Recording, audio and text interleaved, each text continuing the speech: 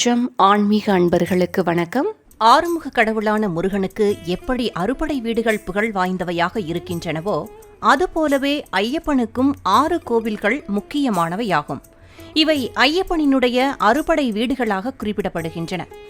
ஐயப்பனின் அறுபடை வீடுகளாக ஆரியங்காவு, அச்சன் கோயில், குளத்துப்புழா, எருமேலி, பந்தளம் மற்றும் சபரிமலை என 6 கோவில்கள் முக்கியமானவையாகும். அதில் ஆரியங்காவு சபரிமலை ஐயப்பனை தரிசிக்க செல்லும் பக்தர்கள் முதலில் தரிசிக்க வேண்டிய கோவில். மற்ற ஐயப்பன் கோவில்களில் ஐயப்பன் பிரம்மச்சாரியாகவே காட்சியளிப்பதுண்டு.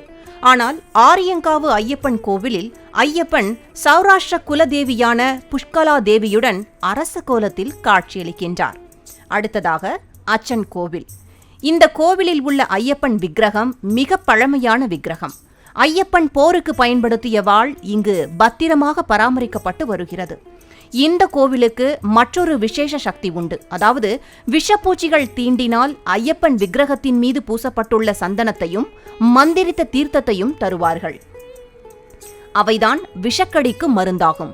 உடலில் இருந்து விஷம் முற்றிலும் இறங்கி உடல் பூரணமாக குணமடைந்து விடுகிறது. அடுத்ததாக குளத்துப்புழா. ஒரு மனிதனின் வாழ்க்கையை 5 பருவங்களாக பிரித்து சாஸ்திரங்கள் வகைப்படுத்தி உள்ளன. இதில் பால்ய பருவத்தை விவரிக்கும் வகையிலேயே குளத்துப்புழா பாலகனாக ஐயப்பன் சுவாமி இங்கு அருள் பாலிக்கிறார். சபரிமலை ஐயப்பனை தரிசிக்க வரும் அனைத்து ஐயப்ப பக்தர்களுக்கும் தவிர்க்கவே முடியாத ஒரு இடம் எதுவென்றால் அது எருமேலிதான். ஐயப்ப பக்தர்கள் அனைவரும் இங்கு வந்து வேடர்களைப் போல வேஷமிட்டு பேட்டை துள்ளும் இடமாக உள்ளது. இங்குதான் ஐயப்பன் வேட்டைக்கு செல்லும் கோலத்தில் கையில் வில் மற்றும் அம்புகளை தாங்கியவாறு காட்சியளிக்கிறார். பந்தளம்.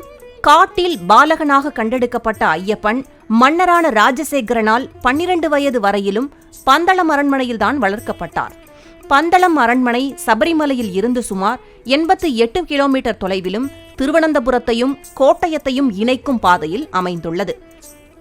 தர்மசாஸ்தாவாக விளங்கும் ஐயப்பன் துறவரம் மேற்கொள்ள வில்லெடுத்து அம்பெய்தினார். அந்த அம்பு வந்து விழுந்த இடமே சபரிமலையாகும்.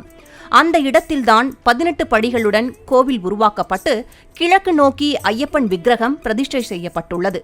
அருகிலேயே மாளிகைப்புறத்து அம்மனுக்கும் தனி கோவிலும் அமைக்கப்பட்டுள்ளது. இங்குதான் ஆண்டுதோறும் மகர ஜோதி அன்று ஐயப்பன் ஜோதி வடிவாக பக்தர்களுக்கு காட்சியளிக்கிறார். சபரிமலை ஐயப்பனை தரிசிக்க மாலையணிந்து விரதம் இருந்து வரும் அனைத்து ஐயப்ப பக்தர்களும் தர்மசாஸ்தாவான ஐயப்பன் குடிகொண்டு அருள் பாலிக்கும் மேற்கண்ட 6 கோவில்களுக்கும் சென்று வழிபட்டால்தான் புனித யாத்திரை சென்றதன் முழு பயனும் கிடைக்குமாம். எனவே சபரிமலை யாத்திரைக்கு செல்லும் ஐயப்ப பக்தர்கள் ஐயப்பனின் அறுபடை வீடுகளுக்கும் சென்று ஐயப்ப சுவாமியை தரிசனம் செய்து முழு பலனையும் பெறுங்கள்.